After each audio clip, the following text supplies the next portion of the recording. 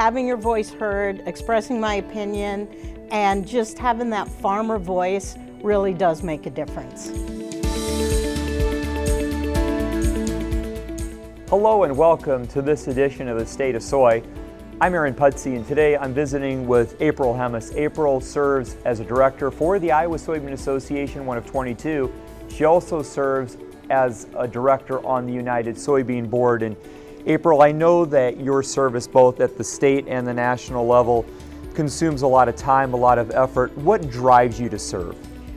I think the biggest thing is to know I make a difference. You know, and you don't always get to say that with many things, but having your voice heard, expressing my opinion, and just having that farmer voice really does make a difference.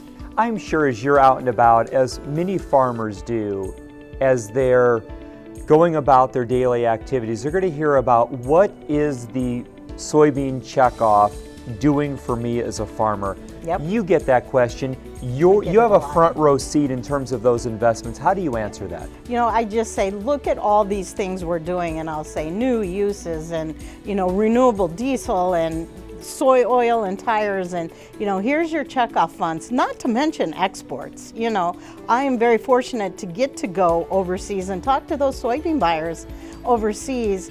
And that's our checkoff dollars. And whenever I'm in front of those audiences, those biggest soy buyers we have, I say, listen, this is my money putting you here in these seats. We farmers put our money where our mouth is. This is how strong we believe in our product. And we raise the best, most sustainable, highest quality soybeans in the world, and we go out and talk about it.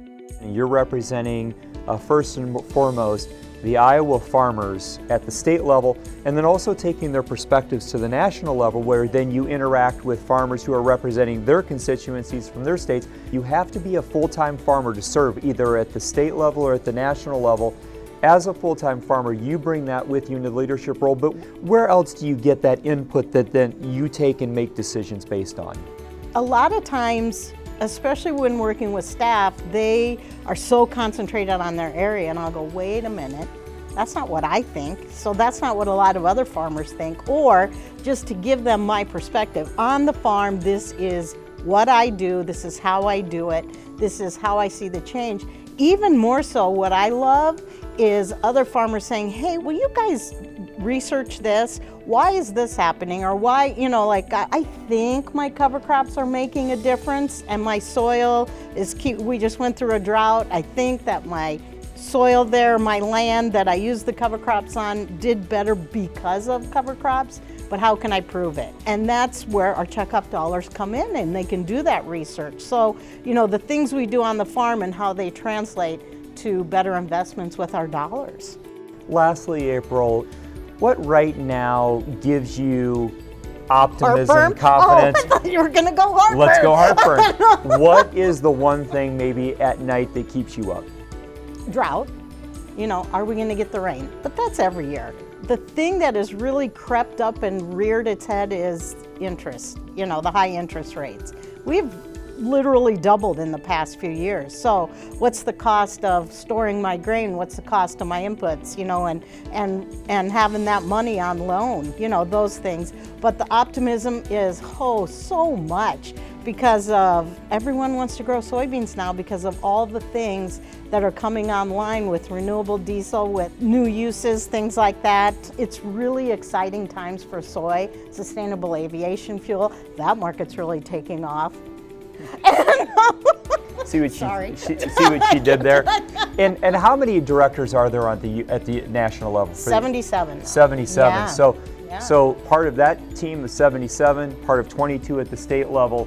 Again, leadership on the soybean front in good hands with farmers like April. Reporting for this edition of the State of Soy, I'm Aaron Pudsey.